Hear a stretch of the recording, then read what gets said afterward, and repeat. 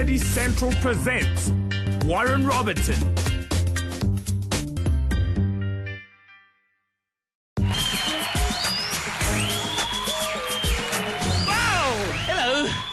Comedy Central, man. This is, woo! What a weird week. I know. You guys are sitting here looking at me and you're thinking, oh, he's a comedian, he's gonna do news and politics jokes. I'm not. Mainly because to me, politics is a little bit like watching my dad fucking a clown. I know it's going to affect me, I just don't understand how.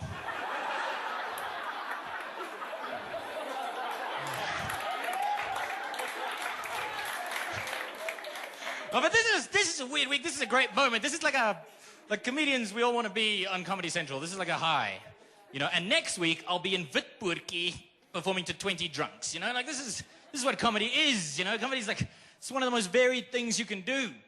I mean, I went for the Olympics. The South African government sent a couple of us over to perform at the South Bank Arts Centre in London, which was great. Except that about 2 weeks before that, the British government had released this report that said that 80% of London's residents believe that all South Africans are racists.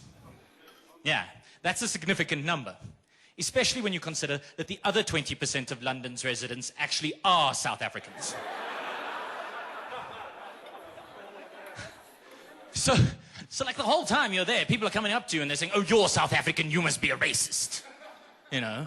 And I got sick of that almost immediately, so I started saying to them, well, actually, you may not know this, but in 1985, my uncle was arrested by the apartheid police for his beliefs. What I didn't tell them was he believed in masturbating on the bus.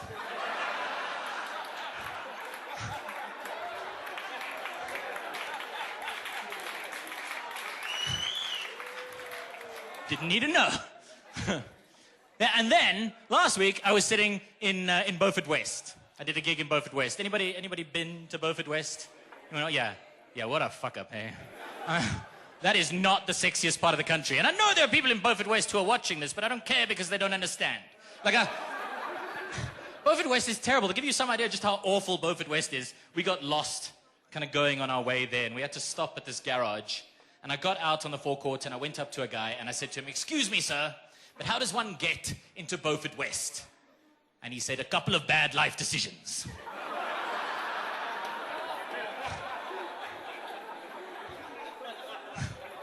But yeah, so now I'm doing Comedy Central, you know, like now it's totally gone to my head. Now I'm a famous comedian.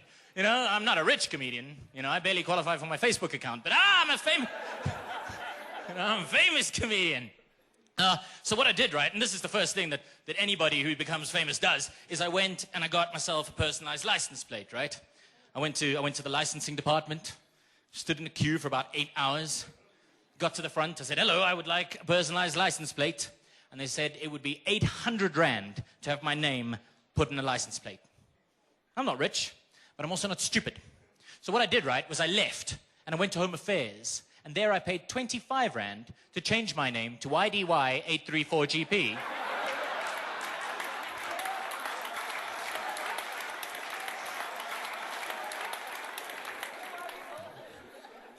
But to be honest, this probably wasn't like the best week and stuff for this, because recently my grandfather passed away, and he was my family's favorite grandfather. He was the glue that held the family together. You know, really kind of spectacular, special guy, and it was terrible that he died and things. But you know, because of his death, I started working out what I want to happen to me, you know, when I die, and I figure I want to be mummified, wearing a gorilla suit, with like a car tire between my legs and wrestling the skeleton of an alligator. Because I figure that'll really fuck with future archaeologists.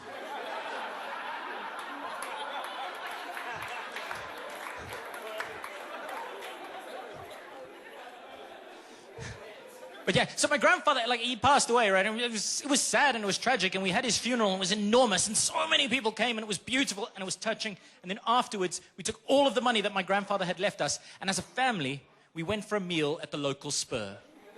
And, yeah, you see, I can hear. You guys think that's tacky, right? Think it's rubbish? Wasn't. It was really nice. Yeah.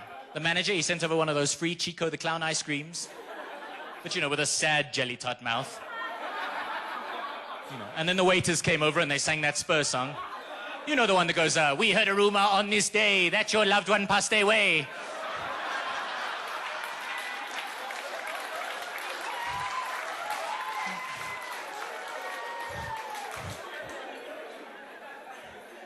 That is not the worst thing that has happened to me recently. That is not it at all. The worst thing that has happened to me recently is that I've been receiving a lot of phone calls on my cell phone from cell phone companies trying to sell me a cell phone. I don't know who developed this business practice. This is not a good plan. Right, because they're not just calling you up, and then when you say, no, moron, you called me on a cell phone, I don't need another cell phone, they'd never call you again. No. They call you like the week after that, and then 2 weeks after that, and then 6 months after that, and they just keep going and going and going. And I've basically worked out a system for getting rid of these people.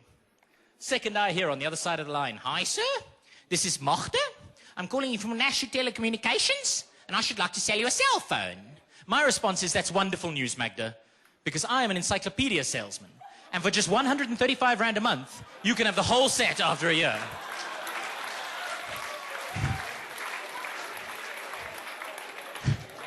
It amuses the balls off of me. It does nothing for Magda. This one works, guys. Genuinely, this works. Do this. It works. I promise you. What happens is, as soon as you hear, I say, this is Magda. I'm calling you from National Telecommunications. I should like to sell you a cell phone. Your response should be, I am totally naked right now.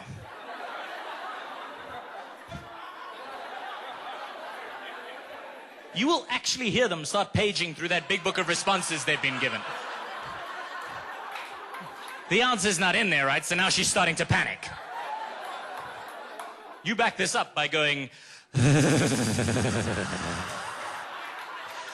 She'll start saying stupid shit now. She's saying 100 free SMSs a week or free calls to friends and family. Doesn't really matter what she's saying. You just keep going. Yes, Magda, that's the way I like it. Talk dirty to me, Magda. Give it to me. Give it to me. Give it to me. And by the time you've reached, oh God, Magda, I am coming, she has put you on a blacklist and will never call you again. You guys have been a fantastic crowd. Thank you so much for your time.